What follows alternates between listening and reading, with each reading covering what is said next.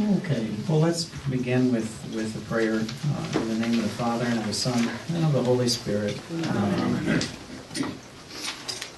Heavenly Father, we give you thanks and praise for this opportunity for us to gather here and learn more about the nature of our souls. We ask for a special grace that you might grant us to remove aside even some of the things that we think that we know, and replace those instead with some heavenly knowledge for your greater glory and for our conversion. And we ask this through Jesus Christ, our Lord. Amen. Amen. Of the Father, and of the Son, and of the Holy Spirit. Amen. All right, well, welcome. I'm not sure if you probably don't realize this. There's really no reason for you to realize this, but the videos, I know you know that the videos are going up online. If you didn't know that, you know that now. We're up to speed now, so the last three are online. And if you know that there's this session, but I also do a session in the evening. And the sessions they're not absolutely identical, because it's not like I'm reading you a lecture. I follow a similar pattern, but both of the lectures are different. And one thing that Vanny and I have been finding is at least we're cutting and pasting. What seems to be the case is that the first half of my first lecture is better, and the second half of my second lecture is better.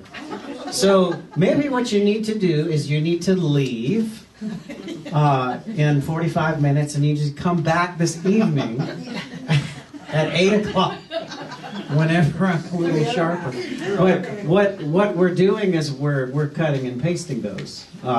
And we're just we're providing, I guess, the best lecture.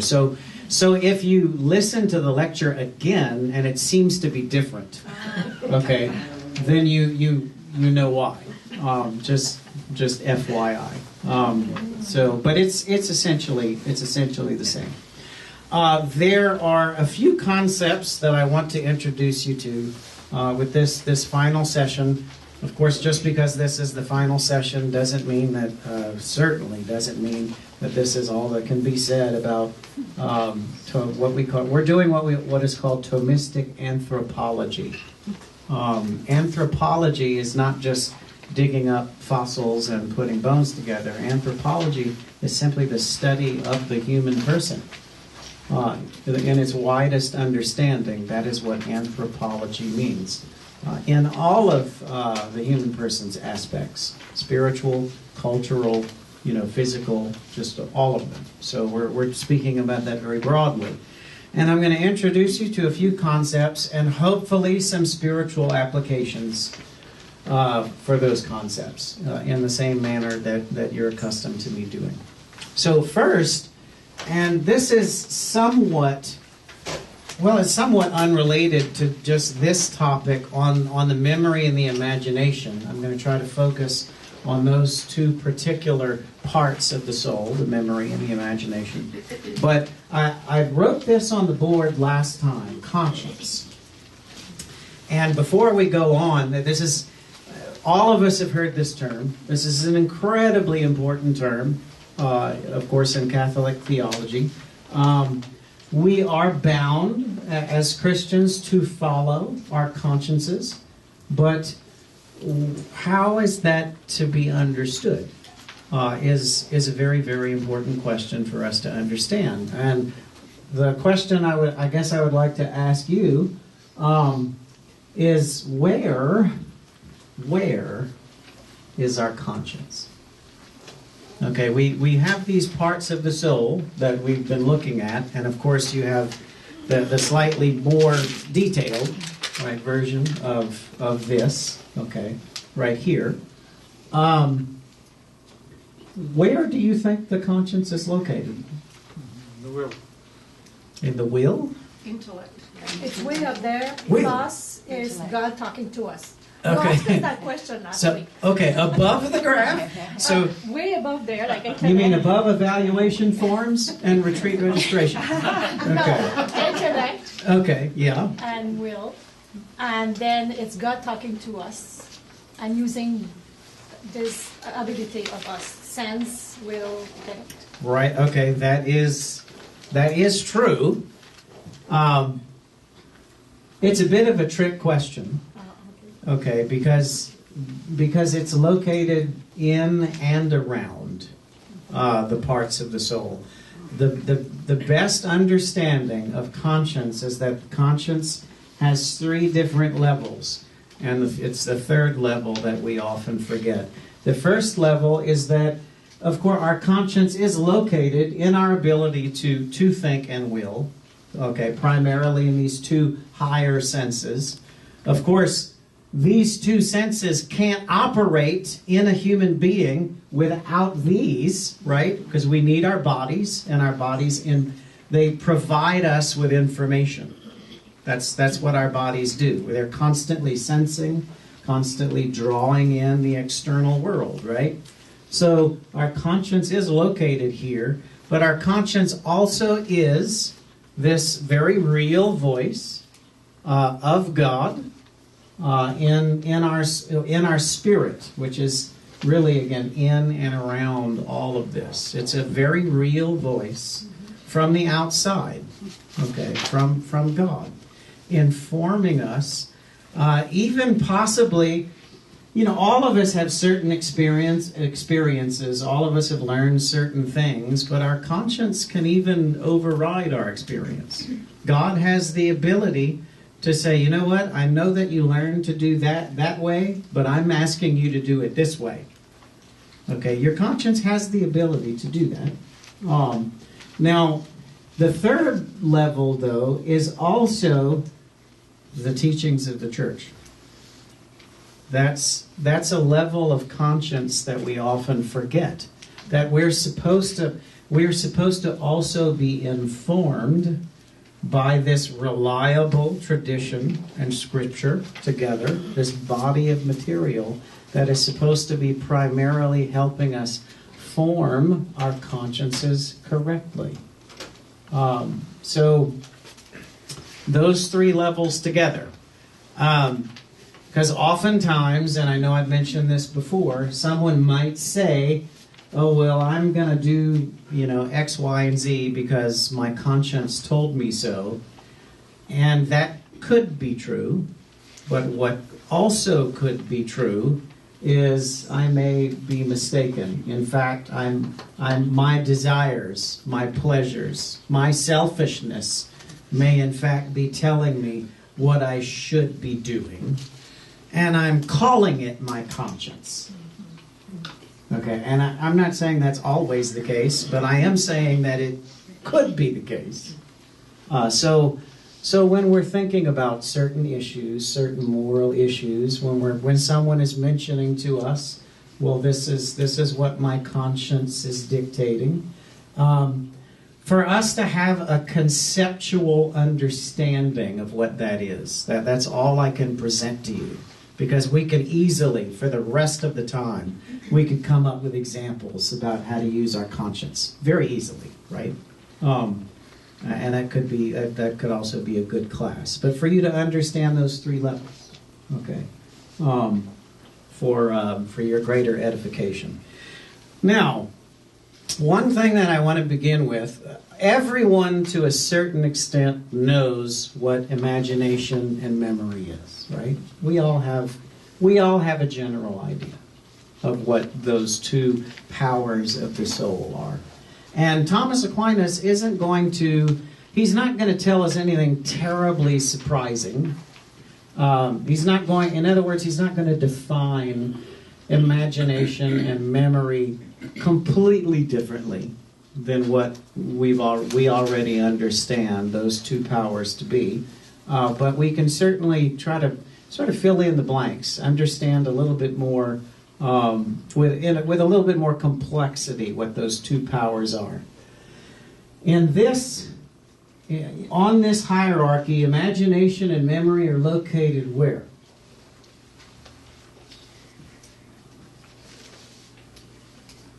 I mean, it is in your graph, isn't it? Yeah, I thought it's in your graph. Intellect. Or is that a trick question? Intellect. Is it? Mind? No, it's in sense. Okay. Doesn't it? It would seem, and I don't fault you for saying intellect, because memory and imagination seem like they would be intellectual powers, wouldn't they? Okay. We would assume that would be the case, because when we're remembering and imagining, we're using our minds. We all know that, right? But that's not where it's located. Not on this graph, anyway. And let's try to understand what Thomas means. It's located here. That's why I have that big old asterisk there. Okay, for those of you that are super observant, that maybe you would be like, you know what, he's got the asterisk. Just a shot in the dark. But if you recall, and if you take a look at your graph, there is such a thing as exterior senses and interior senses.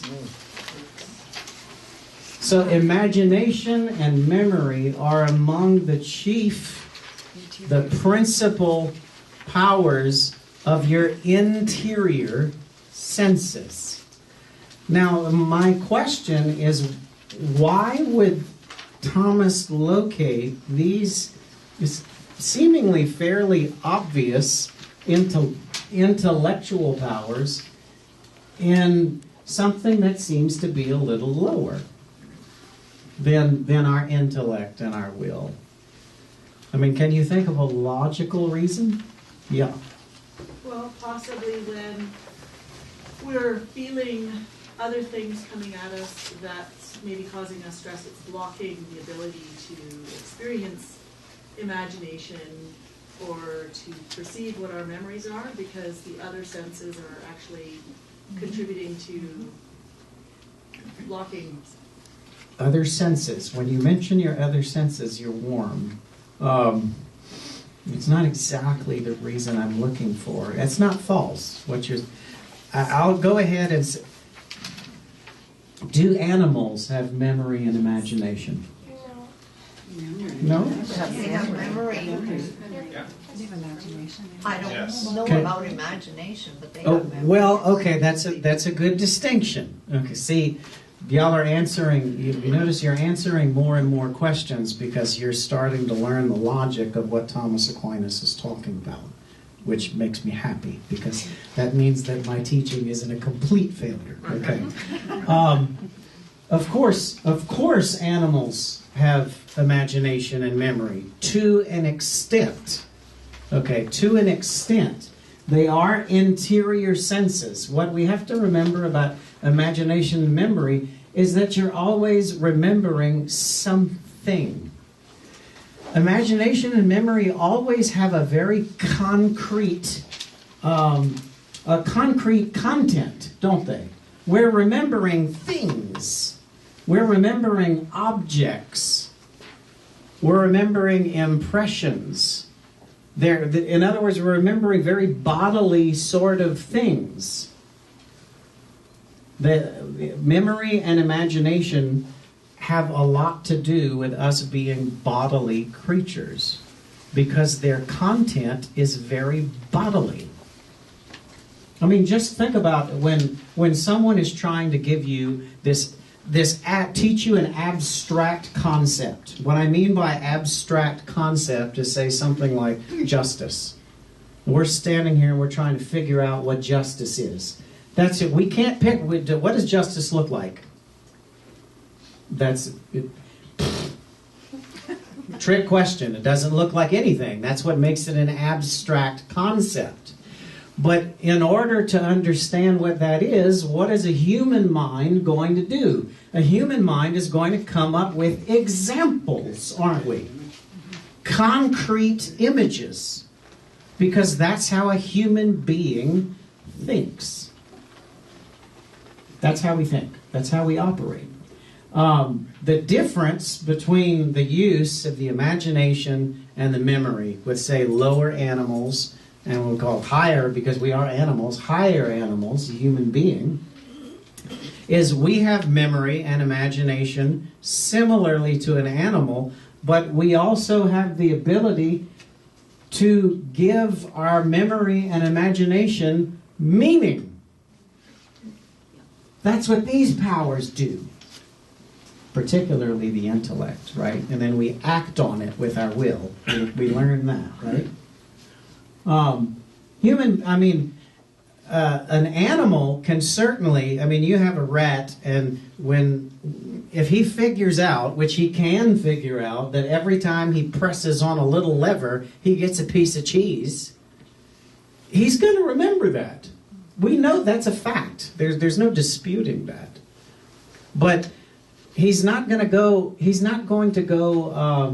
preaching a homily about that. He's not going to give it a higher meaning other than the fact that he's hungry and he wants his cheese.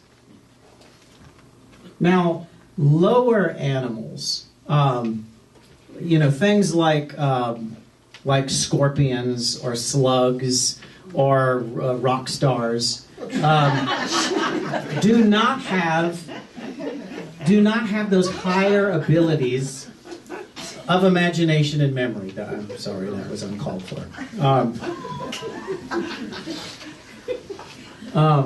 I just thought I'd throw that. But very low animals don't even really have the ability to imagine or to remember. But we know that higher animals do. That's a fact. But what I'm trying to get you to see is why is it located here? And that's something important for us to understand. Another thing for us to understand is with memory and intellect, or with memory and imagination, excuse me. Some of these concepts are so difficult to understand.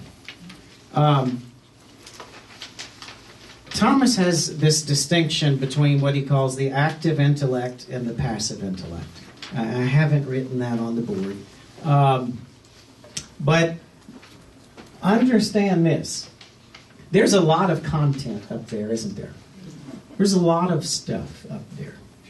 Are you always remembering or imagining everything that's possible for you to remember or imagine? Of course not. You would go mad if you tried to, right? I would like to. It would be nice to have an immediate recall, right? And as we get older, we realize that's harder and harder. Okay. These lectures are becoming more difficult because my brain is getting older. But we understand that there's a lot of content in there. And what we need to understand somewhat about human mind, if we ever see like an iceberg, for example, take a cruise or something, and an iceberg, you only see the tip, right? We know for a fact that the larger portion of the iceberg is under there, right? It's underwater. It's being unused. It is unseen, okay? This is not a bad image for human memory and imagination. There's a lot of content in there that is not always active, right? And when we need it, or when we think we need it, we try to pull it out and use it, sometimes with greater or lesser success. And, unfortunately, sometimes when we don't want it, content comes out, doesn't it? Nasty little content, right? Images and memories can be unbidden. They can just sort of come out. And sometimes they can come out with such force that we have conditions, like post-traumatic stress syndrome.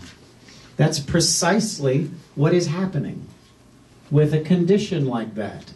That a bunch of this stuff, which is negative, is coming to the surface without permission, without conscious permission of the human mind. And of course, you can go through a therapeutic process to strengthen your conscience, to strengthen the gateways that sort of block some of this, and you can also somewhat diffuse the negative content of some of those bad memories. But what I'm trying to do is tie the theory of some of what Thomas is saying to experiences that we know very well, that exist in the real world and have a very real spiritual consequence and effect, right? So, a few things about memory and imagination, and I want to go through a couple more specifically. I have a graph for you that is it's on your handout, if you have the handout, that this is a very rough sketch of kind of how some of these powers work with each other. That what happens is we get information, our senses. And when I say senses, I mean sight, hearing, touch, smell, taste, from the external world. They're imprinted on our imagination. So the exterior becomes interior by a very mysterious process that we've already talked about. Okay, that process of intellection. This is stored in the memory. Thomas Aquinas calls the memory the storehouse of the mind, sometimes the storehouse of the imagination. But imagining it as a storehouse, or using that as that's an image. That's a perfect example of how human mind works, right? I'm trying to give you an abstract concept. Memory, imagination, those are abstract concepts. Do you realize that? You can't picture them. They don't look like anything, right? But if I can give you an image for, say, memory, for example, it's a storehouse. Now, all of a sudden, that should mean a little bit more to you, because we can picture that, can't we? You know why? Because that's how the human mind works. Imagination would almost be more like it's an imprint. It's kind of like a scrapbook almost. It's the first place that images get sort of posted on the eternal web page of your soul, so to speak, right? Which is really not a bad image, because our ability to do this is limitless. There is no limit to it. We've talked about that before. Our intellectual powers are immortal and eternal. The only thing that limits them is that we will die. Otherwise, this process could go on forever, right? And it will. Guess what? We see God eternally. We're going to use these powers in His presence forever. It's a good thing to think about. We need to remind ourselves of that. It's like, especially when it's kind of hard to wake up in the morning, like, oh God, what is this all for? Please let me go to heaven. Please, please. Sometimes we want to go faster than other times, right? It's like, bring me to heaven and please make it quick. Where does dreaming come in on that? Oh boy, that's a good question. Shelve that for a second. That's a great question. Dreaming is and Thomas talks about dreaming. He talks about, as a matter of fact, 4 different kinds or 4 different reasons why we dream in certain ways. I want to see if I can remember what they are. One of them is because the dream is directly sent by God. Okay. Like Joseph. We spoke to Joseph in dreams, for example. Several, I think 3 or 4 different kinds of dreams. The third level would be, I'm trying to recall all this information, is that your subconscious, well, he wouldn't use the word subconscious, he would use the word passive intellect. The mind is trying to work out this content. That your subconscious has a particular language, and that language is image-based. That's the language that usually is used, and it's trying to work out some of this and give you a particular message. The third The third, I can't quite remember. I think the third is simply, I think he says it's external forces just imprinting themselves on your mind, and they're simply fleeting. They're Like fleeting. anxiety or something? Yeah, a kind of anxiety. Yeah. And the fourth is just because you ate a really bad hot dog. And in other words, it's purely biological. So those dreams do play in this. And of course, all of that content would have to come into your intellect through your senses, your imagination, and your memory. Now, if you notice, as we go in this direction, we're going from the outside further and further in. So, I mean, the more human, the more spiritual this process is, the more all of this information goes from out here deeper and deeper inside. And then the human being, when these things are truly human, is when we give meaning to our memory and our imagination. In other words, we do things, we worship, we create art, we write philosophy and theology. In other words, we go beyond our animal nature, which can use imagination and memory, and we give it truly human content. We give it meaning, which is something that a mere animal cannot do. Now, if you want to compare this level of hierarchy with angelic, this is something that Thomas Aquinas constantly does. That's why he's called the angelic doctor. That based on the way that animals operate and humans operate, he uses logic and philosophy to speculate about how an angel would operate. Now, can you imagine a being that would not have to go through this process? In other words, a being where this doesn't exist. There is nothing underneath with an angel. It's all constantly present. Everything that an angel knows is immediately present to that angel. And it does not have to go through an intellectual process from outside to inside. Doesn't have to do that. It's just there. It's just there. We can only begin to imagine a creature that is capable of doing that. But using some of this philosophy, we could at least begin to talk. We could touch the hem of what it might be like to be that sort of being. Or to maybe not be like, but at least to understand what that sort of being must be like. Pretty incredible. Hopefully that makes a little sense. So, one thing I also want to mention is these principles, they require training. Very much require training. That's some of the spiritual application for memory and for imagination. If this is a process that goes from external to internal, then an obvious question, the obvious question, is what are you feeding your imagination and your memory? Right? Do we not have some control? I say some control.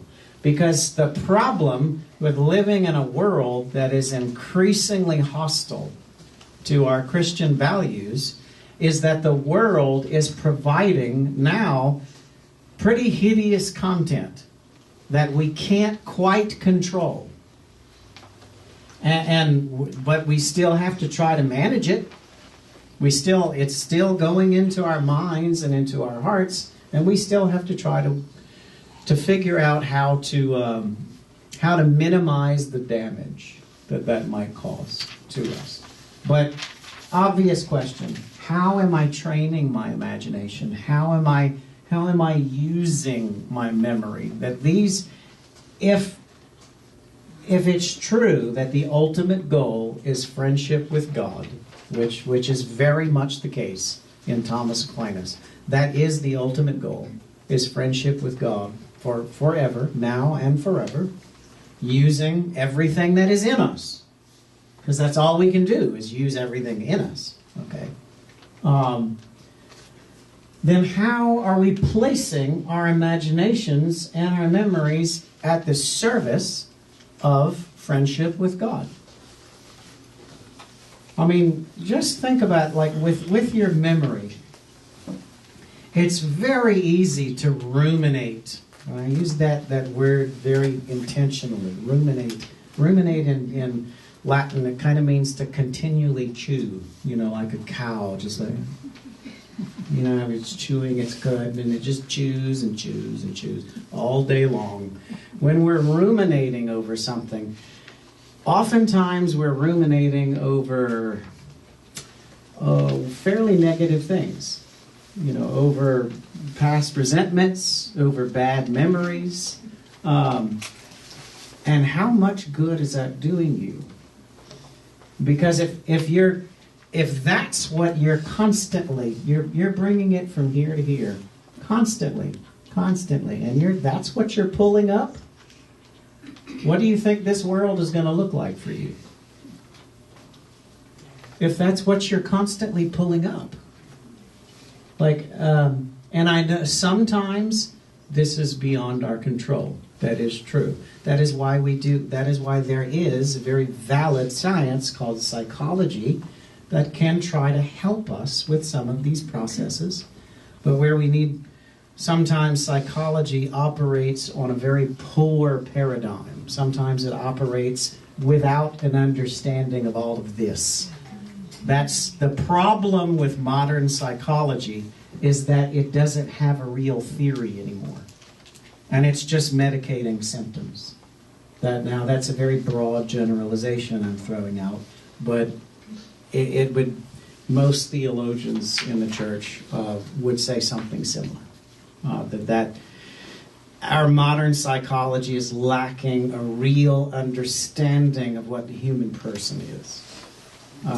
And simply medicating symptoms without asking why, or at least not rigorously enough. So these senses require training. There's a certain habit that is formed. Do you know what? I mean, I'm sure you've heard that word, habit. We all know that that's true. But do you recall the whole process of matter and form that I taught you? And that whenever the will learns something, impressions are made, right? And when the mind learns, it learns through forms, right? Impressed on the mind, forms, as opposed to complacencies. A habit is formed in the soul with the continuous and repeated use of either impressions or forms. What I mean by that is, let's use something on the level of your will. If you're constantly forcing yourself to be patient, you're training your will. Well, you have impression in your soul, patience. This impression of patience, another impression of patience, another impression of patience. That forms a habit, which is actually a form in the will now. That's what Thomas Aquinas calls a second nature. You ever heard that phrase? Oh, that's second nature to me. That phrase is straight from philosophy. In other words, there's such a thing as human nature, which sort of looks like this, but there's a second nature. There are things that individual humans can learn that are individual to each and every human. If we make a habit of learning those things, a habit of music, a habit of science, a habit of dance, a habit of acting a certain way, a certain virtue, or unfortunately even a certain vice. You could make a habit of a vice too, very, very easily. and actually both Aristotle and Thomas would say it's far easier to make a habit of a vice than it is a virtue. Yay! But it is true that it takes more struggle to force yourself to form habits of virtue. So I want to take a look at memory right before the break, because imagination is, imagination has maybe slightly more depth. Both of these, you realize that both of these, similarly to intellect and will, they work together. They work together so much. Okay, because, what is the content of your memory? It's a lot of this. I mean, in other words, what's in the memory? It's images and concepts. So you can't really speak about the one without the other. It's virtually impossible. It really is impossible.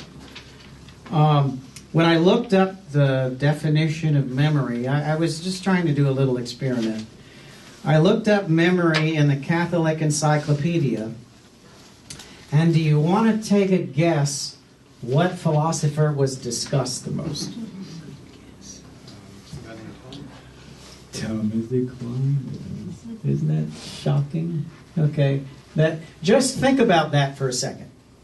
How many theologians and philosophers does the Catholic Church have? You don't have to answer that question. It's a lot. Okay. It's a whole bunch.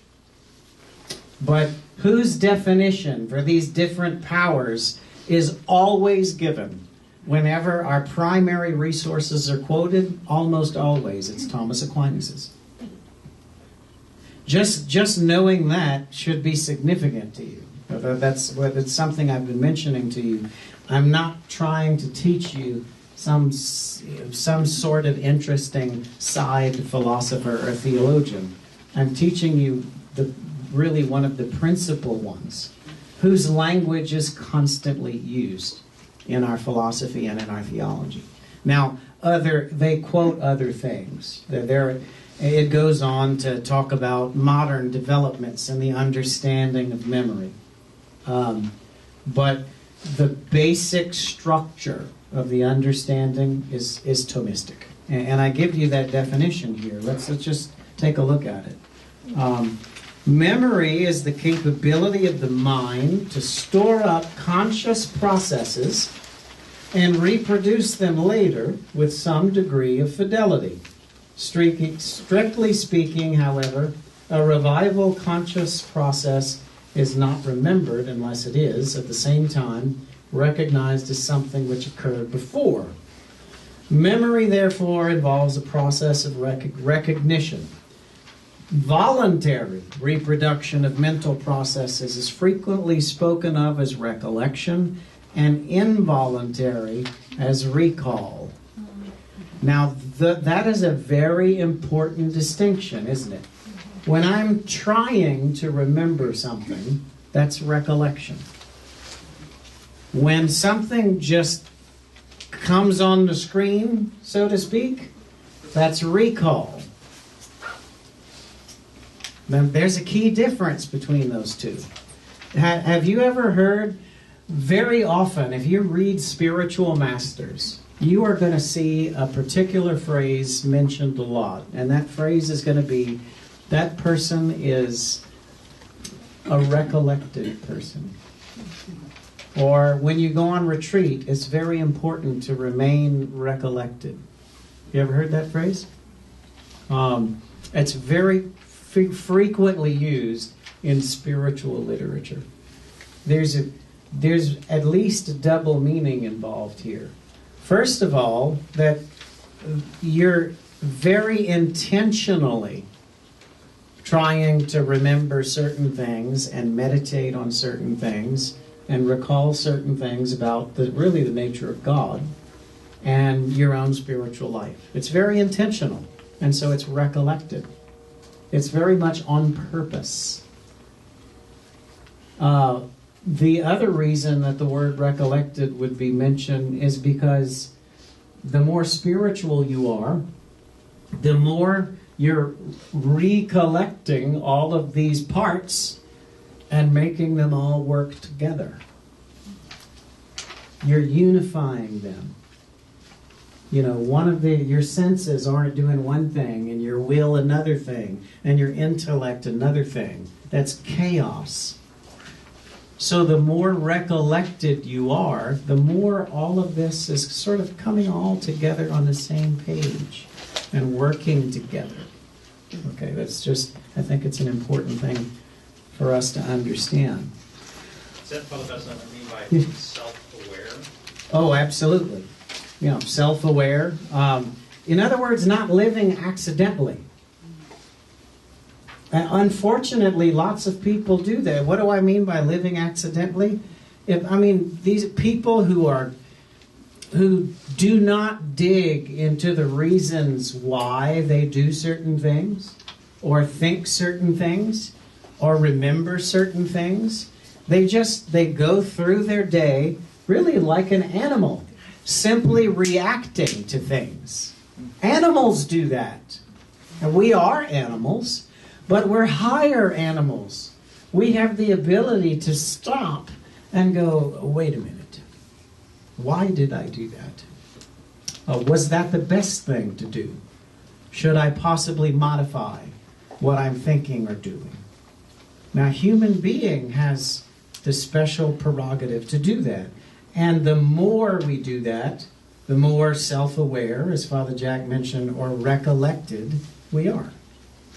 Very, very important. That is the process of spiritual growth and advancement. That is the this word. It's been made popular by kind of modern New Age writing, but it's been with us for centuries. Mindfulness. You ever heard that word, mindfulness? That's not modern. That what I'm talking to you about is mindfulness. The church has taught that's all shot through Scripture. That's not New Age. It just makes sense. That's what a saint is mindful, conscious, recollected. You live on purpose, not by accident. It's very important. Live on purpose. Have a reason for it. And at first, just like any other activity, doing that is awkward. You ever tried to learn some dance moves and sort of feel like, I feel like if an ostrich was learning how to swing dance, that's sort of what I would look like. Okay, but as you do it, it becomes more and more graceful. A habit is formed. A second nature, as Thomas says, is formed. And it flows. The spiritual life is no different. At first, it's a little awkward. It's hard to put on. But as we do it, we become more graceful. One thing I noticed, we mentioned this right before the break, and this would be a good segue into the second half, unless you all leave and take my word and come back for the second half of the second half. Memory is also the location of the storing of intentions.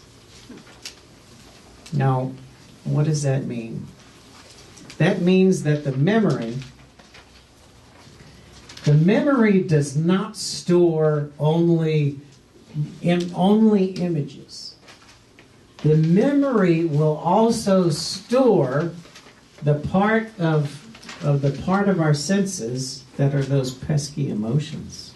Ooh, boy. That's where memory gets tricky. Okay, in other words, if something was harmful to you, or helpful, or awful, or this or that, we will remember that as well. That is also part of the content of our memories. You know, we're rarely mistaken about our memory when it comes to playing through the actual drama of it. when we're remembering particular details, like, can we be mistaken? Yes, we can. But where we're more often mistaken is in the emotions that are connected to particular events.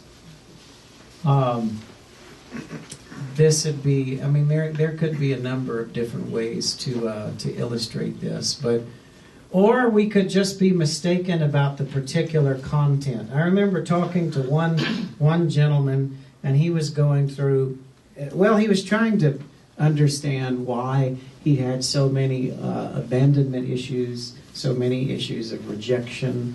He realized that there was something under there that was ugly. A lot of us understand that about our lives.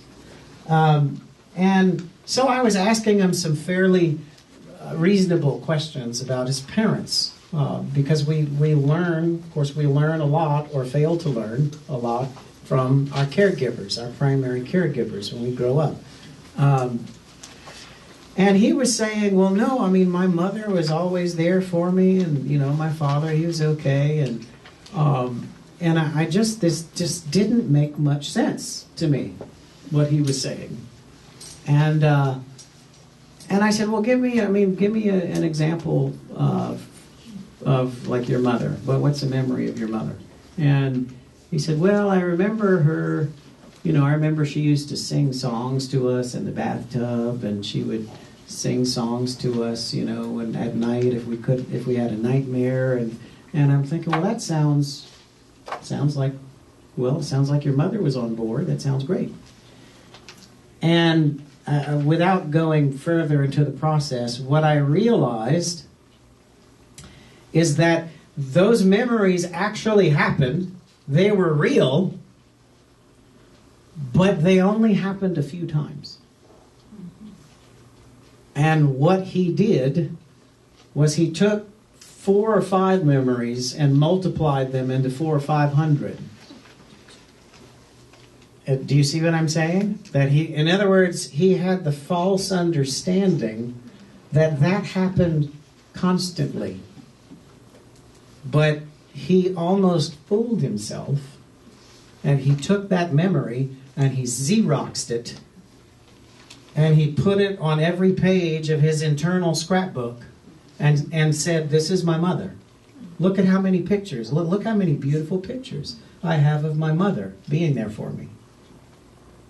It's full. It's like, oh, well, we went through it, and like, well, really, how full is it? And realized that it really wasn't as full as he thought. And then, of course, attached with a lot of those memories, there is emotional content, which we talked about last time. All of the emotions that we mentioned, despair, fear, etc., etc. And there we can go through a process to help separate bad content from the memory itself. That's when we start going through some bad memories and asking the Lord to be present with us in that memory and try to help us separate the content. Help us, it's like, will the memory itself change? Probably not. But the emotional content and the meaning of the memory may very well change with his assistance. So let's stop there. Let's take a break. Come back at 12. Sound good? Okay.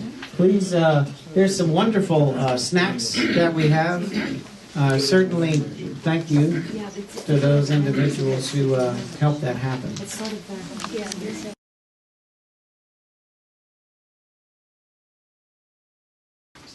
I want to go on and just again mention a few other applications that have to do with memory and imagination. And please be aware that Thomas, he does go into some other detail about even particularly how these powers individually operate, which are some things that we just don't have time to go into. But what I wanted to mention, and this is where imagination and memory unified. But a lot of times we have a number of negative emotions. We all experience negative emotions. I talk to people constantly that are exposed or who feel day after day a sense of resentment, a sense of depression, and a sense of anxiety. This is absolutely pervasive in our culture. Absolutely pervasive. And some of this process, possibly understanding the way that this works, may help you. I'll try to start giving you some examples. Say that you have an image in your mind. Again, like this F stands for, say, father. Okay? A father image.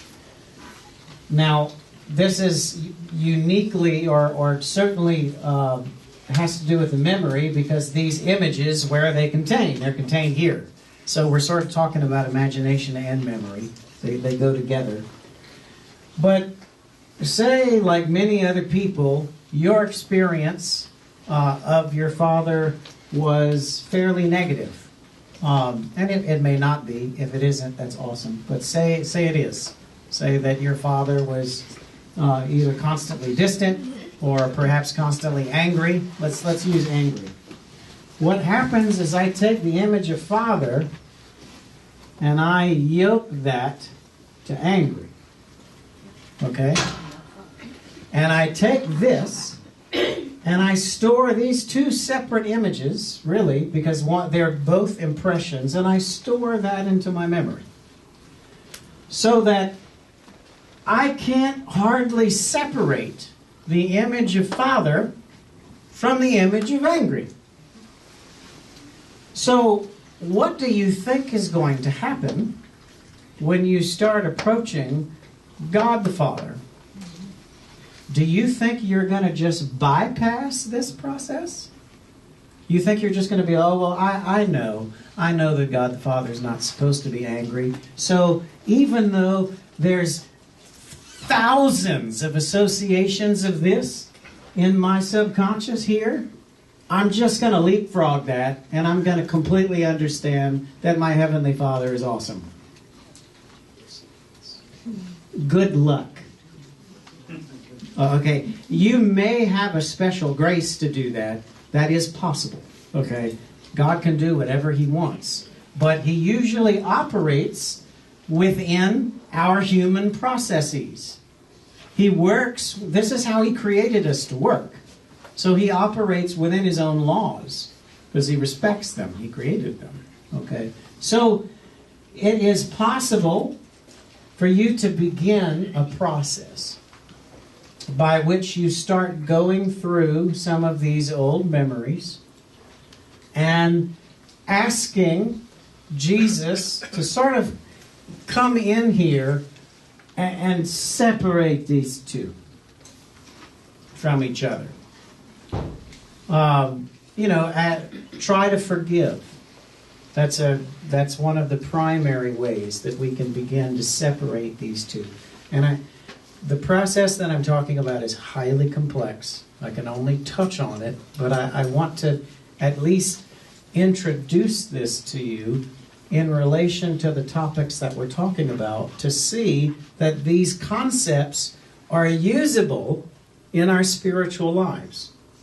Okay, that's all have you ever heard of the phrase, like the healing of memories? Who here has heard this phrase? Healing of memories? This is precisely what I'm talking about. Can that get a little weird and slightly new agey? Yes, it can. Anything can. Okay, anything can be taken too far. What we have to realize is that the ultimate healer is always Jesus Christ. Always, always, always. But He does operate within the laws that He Himself created. And He can leapfrog over them if He so desires. Gives us special grace. All of a sudden, one day, we simply wake up and find we don't associate these two anymore. Just like that. Can that happen? Absolutely. I've experienced some of that. It's wonderful to see it too when someone is given that grace. If you take a look, and this is what I'm talking about with your handout, if you take a look at that last quote with the healing of images, and we're sort of talking about the imagination and the memory. This quote, the last quote on the page, is directly from our catechism. It's a rather surprising quote that you might not think is in our catechism. But let's go through it. Before we make our own this first exclamation of the Lord's Prayer, which is Our Father, right? We must humbly cleanse our hearts of certain false images drawn from this world. Humility makes us recognize that no one knows the Son except the Father, and no one knows the Father except the Son, and anyone to whom Son wishes to reveal him, and that is to little children.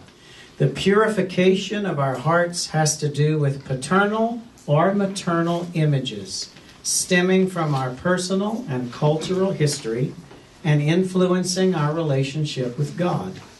God our Father transcends the categories of the created world. To impose our own ideas in this area upon him would be to fabricate idols to adore or pull down. To pray to the Father is to enter into his mystery as he is, and as the Son has revealed him to us. Now, this section of the Catechism is specifically talking about the process that I have just very briefly illustrated for you. This idea of purifying these images that are found down here, purifying those images. Say we've had a terrible, this is particularly relevant today, and I constantly, I see this a lot, and it breaks my heart fairly often, that someone has a fairly negative experience with the church, okay, or with a priest.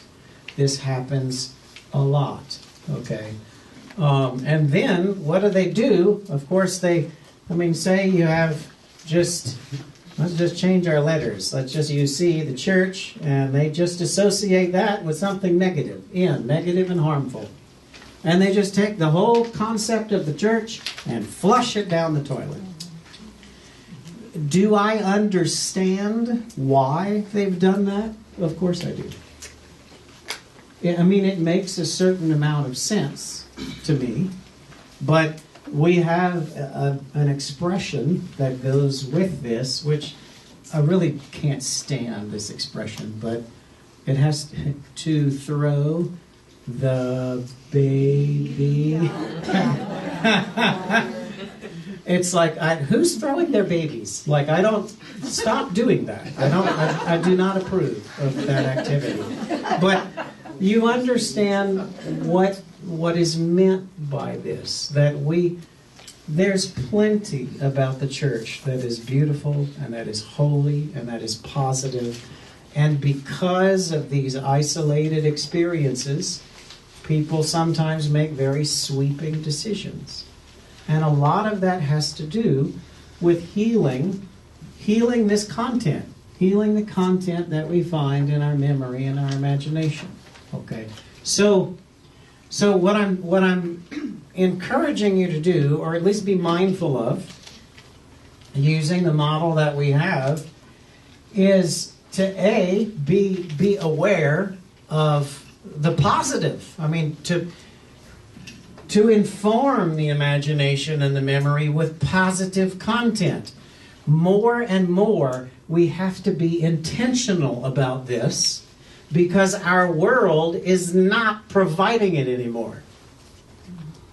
It's really not.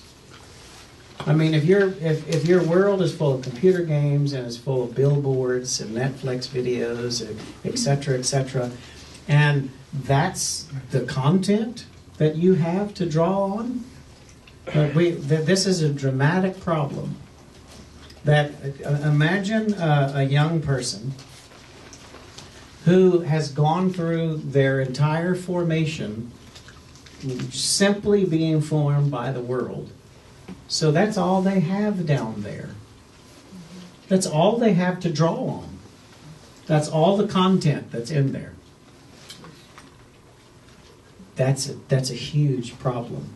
Okay, for a lot of us who at least had, a catechism, and we had, say, decent parents or this or that, we have some positive thing. We have a backbone. We have a spine of truth to pull up and help us up here as we try to keep our head above water.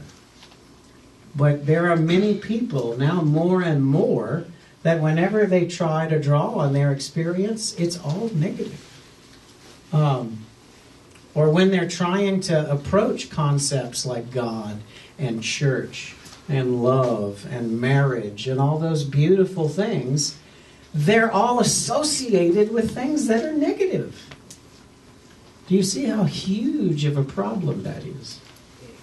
But what I'm attempting to explain to you is to all of you intuitively know what I'm talking about. I know that you do.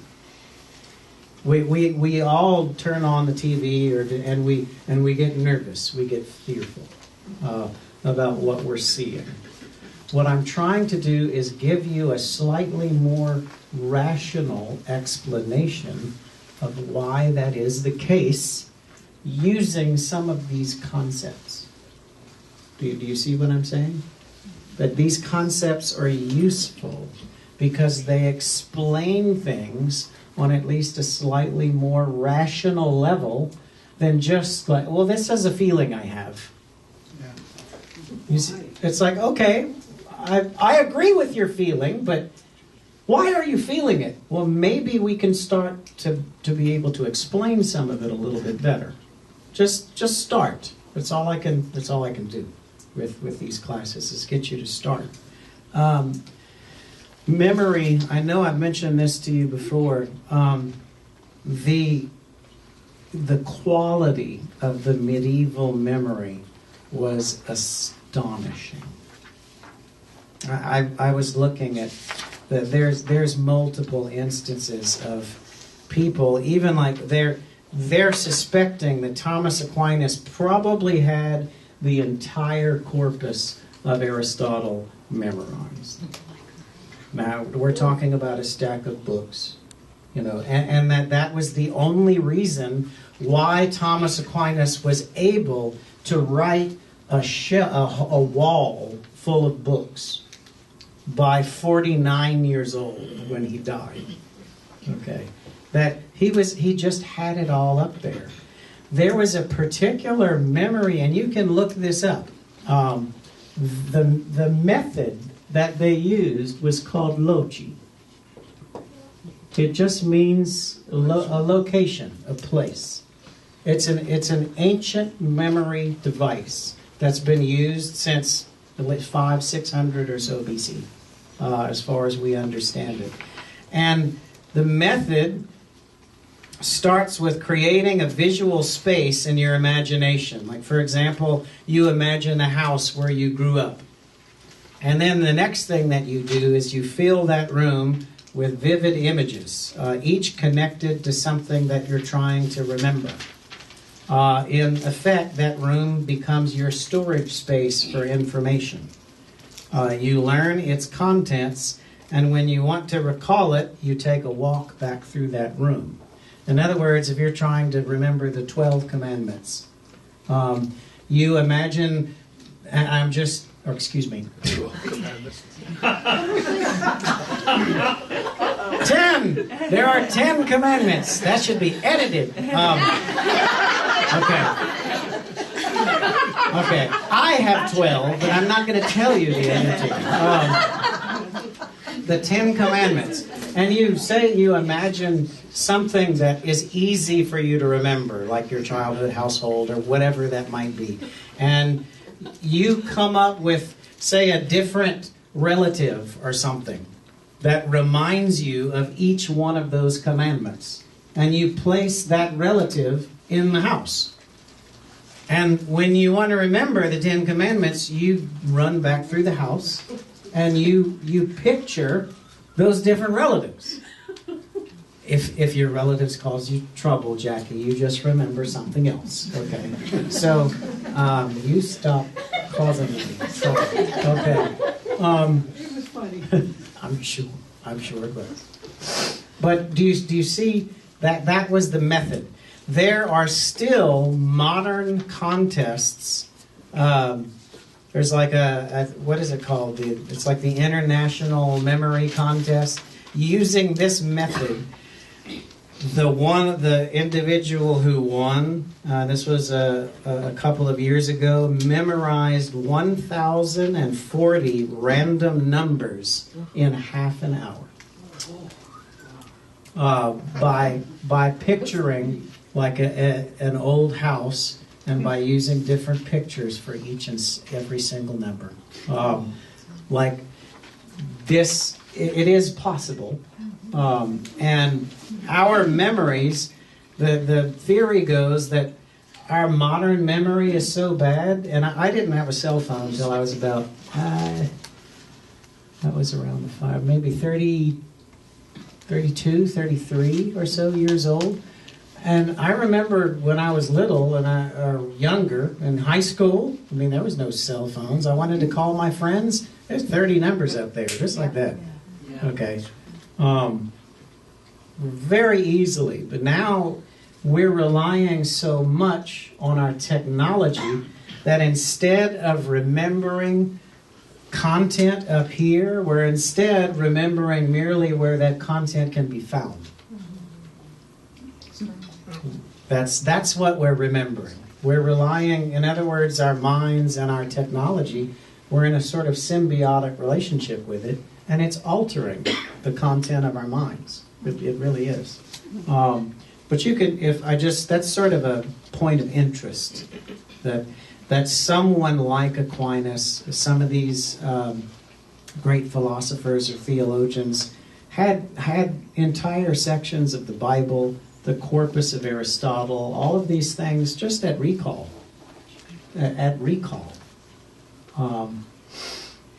Which is just fantastic. Let's see, memory. What would happen to you if you lost your memory? Oh, that's horrible. What's the primary thing? What if you just lost your memory? What would the first major consequence of that be? Yeah. You forget how to breathe and whatnot, like, because your memory tells your brain like how you breathe, how you move, how you speak, how to do like just the basics. Okay, well that would. Let's say you kept your involuntary memory. Yeah. What if you lost your memory, you're actually in a space where you started detaching yourself from the physical and the whole will and intellect, so you're more in the space where an angel would be in terms of how your brain is operating and not so much connected to your bodily functions? I have no idea how to respond to it. There are movies about losing your memory, isn't You it? lose a sense of who you are. Exactly. Yeah. That's what I'm looking for. That was very complicated, and thank you very much for that speculation. But if you lose your memory, you lose your identity. That is the first and obvious consequence of the loss of memory. There's a lot of meditation there. There's a lot of food for thought there. So your memory is really who you are then? Well, not entirely, because who I am is also what I bring to bear here, what I'm doing right now, what I'm thinking right now. So even if let's say I lost my memory right now, I could still operate. I could still do things. I could still manage to form a personality, but it would almost have a clean slate. But I would lose this, or at least a lot of it. A lot of it might be very secret, right? It would go further down. But that's what these movies that are about loss of memory is also loss of identity. What especially Pope Benedict and Pope John Paul talked about is that particularly the Western world is losing its memory. Spiritual amnesia is a term that is used particularly by those popes. Francis uses it a lot. He uses it as well? Okay. That's something that's been talked about, like apparently by our last three, a certain sense of spiritual amnesia. What I'm trying to do very, very explicitly is to fight against that. I am forcing us to remember something from our tradition that is very, very important so that we do not forget who we are. That I want to try to illustrate that for you. But our tradition has so many beautiful things, and now we're so bad as far as education is concerned. We don't even know that old theologians and saints and philosophers and scientists have come up with all these wonderful things, and we have no idea that they have. And so we're starting over. It's almost as if we don't know how the soul works. Let's figure it out. Well, you don't have to figure that out. It's been figured out already. But we've lost it. I mean, it's just sitting in the libraries over there. And now I worry that some libraries it's not even there anymore because a lot of it's being removed. I mean, there's some scary things happening at libraries, people.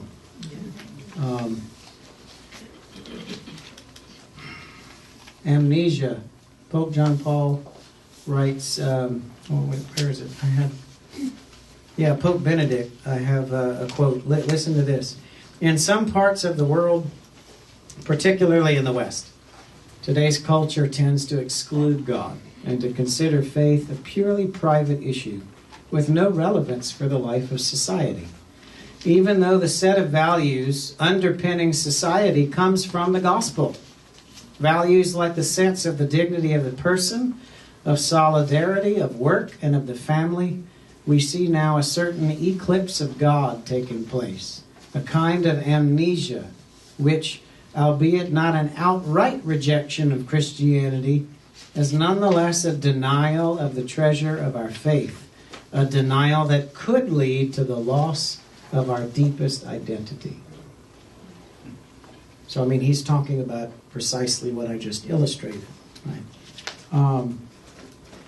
And this can happen on a personal level as well.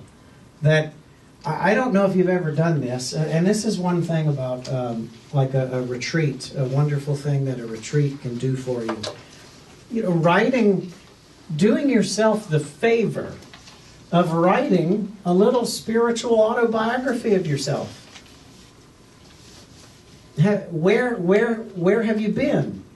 Okay, because where you're going is very often a reflection and a continuation of where you've already been. And if you want to do something differently, or if you want to feel differently, then you'd better act differently. But how are you going to do that unless you know what happened before? I mean, some of the major questions to answer, just like when have you felt closest to God? When have you felt furthest away from God? When have you had moments of conversion? Those kinds of events. And do yourself the favor of going back and kind of mapping that out for yourself. Because what does that do? It directly correlates with your sense of identity. It really helps. It helps you live more intentionally. Rather than it's sort of like that process, in other words, is like taking the water level and getting it down here. You see what I mean? That more of your life is conscious and intentional rather than subconscious and accidental. Because whether you know it or not, all that stuff is affecting us, right? It's all in there. It's all in there. Modern psychologists know that too. But I mean, that's just a suggestion. I mean, I would start with something like writing out a basic chronology. You know, well, this is when I graduated high school, and this is when I did this. This is when I got married, etc., etc. And then you start to remember certain events whenever you have a certain chronology mapped out. Then you're like, oh yeah, I remember that was the year that, you know, my mother was sick, and etc., etc., etc. And start filling it in. It can kind of be a springboard for a number of spiritual experiences for you, especially when you're not merely doing it as a psychological exercise, but you're doing it as a prayer, where you're sitting down and saying, all right, Lord, I'm asking for inspiration. I'm doing this for the purpose of ultimately drawing closer to you. And so please assist me in this process. And you might be surprised what happens. Yes, Bob Jack? One time I was on a retreat, and my retreat director gave me a sort of exercise like this. It says, read Psalm 136. That's the one where it's like, give thanks to the Lord for his love endures forever, who brought us through the Red Sea, for his love endures forever, who did all these awesome things. And it just goes on and on. He says, I want you to go through your life and pick out the moments where you encountered God in different ways and do your own Psalm 136. Mm-hmm. And it was a very powerful experience for me to see, you know, the thread of God's action in my life. That's a very, and I know the director that he's talking about because I had him too. So it definitely was a powerful. It's really, I mean, as Catholics, we should all know what a litany is, right? It's really like making your own litany. A litany that would sound crazy to anybody else. You know, like one time I remember I was asking for God to give me a sign. I've probably told some of you this. And right when I did that, a butterfly landed on my nose. Okay? Which I know sounds somewhat ridiculous, but I was thinking, well, has a butterfly ever landed on my nose? Not to my knowledge. Okay, so I could say something like, we give thanks for random angelic butterflies, for his love endures forever. Okay? No one would get that but me. But that's the beauty of it. That's what Father Jack's talking about. That it's something to remind you of these events. Something to remind you.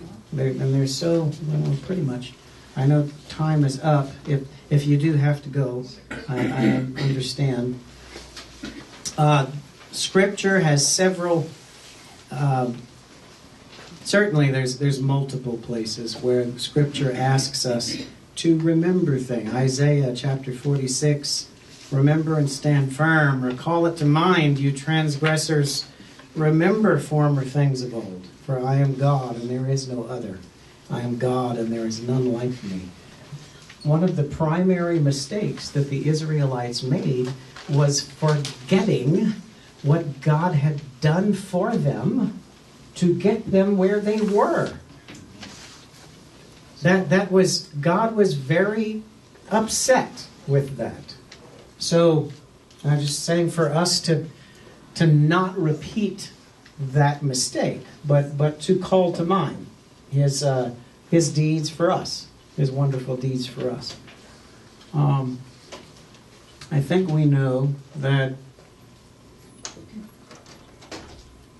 there's one of my major professors, and I think that we understand this. I want to mention just a few things about imagination,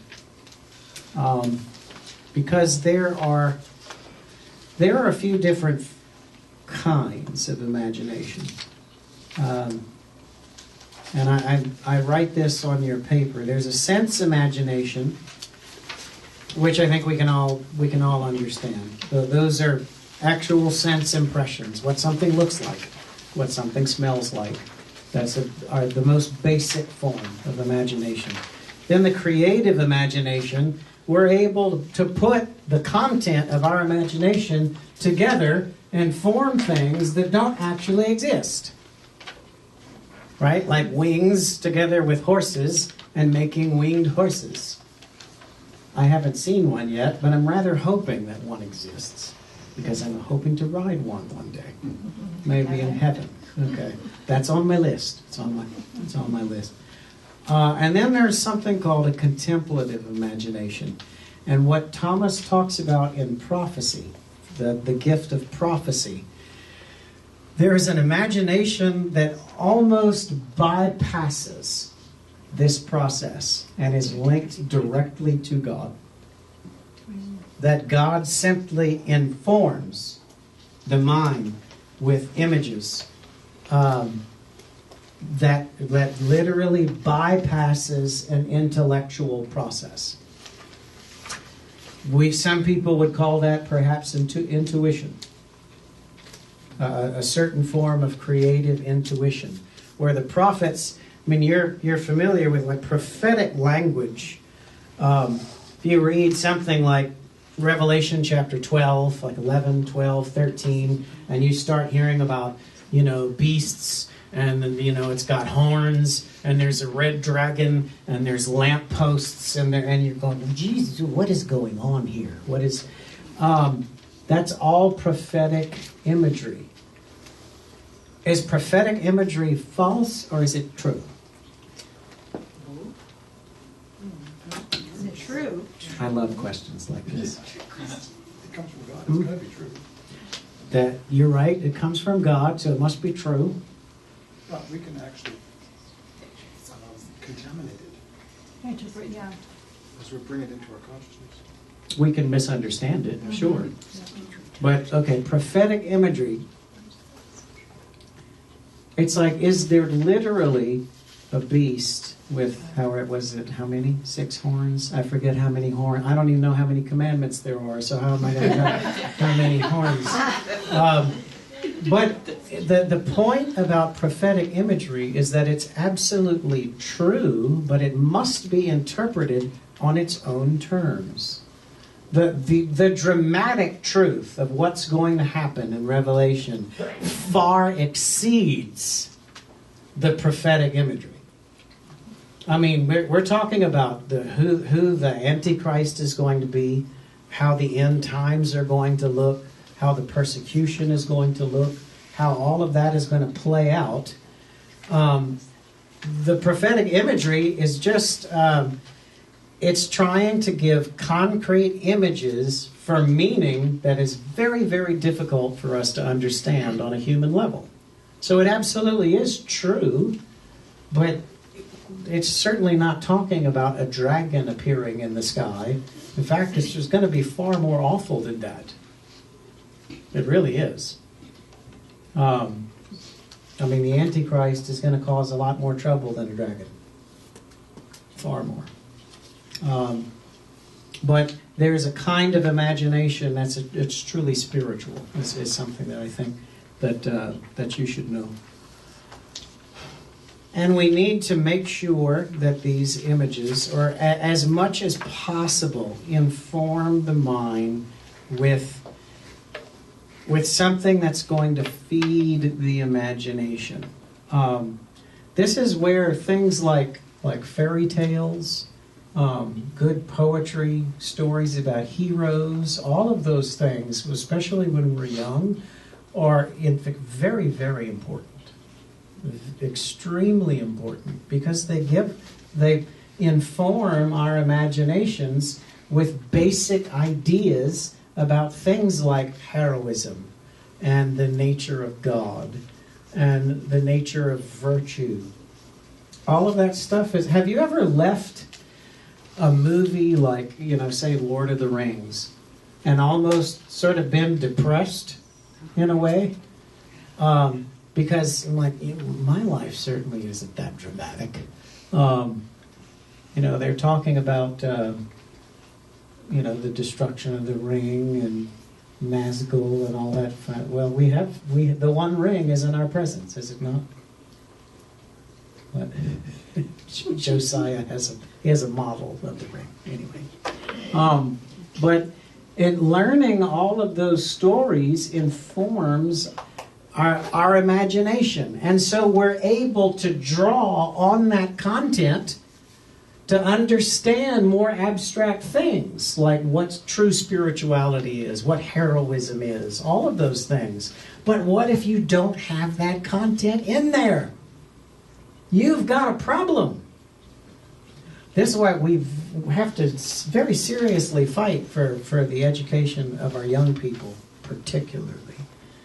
Because the forces of the world are, and they understand this very well, that if they can modify this content, that they have this too.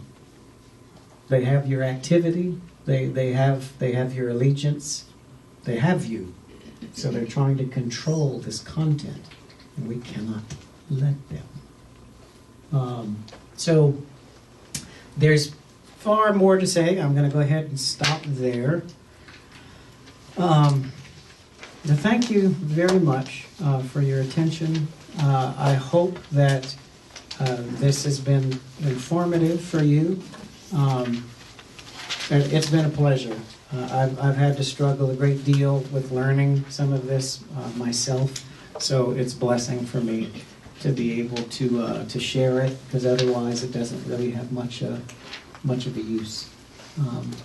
So thank you for being willing to learn.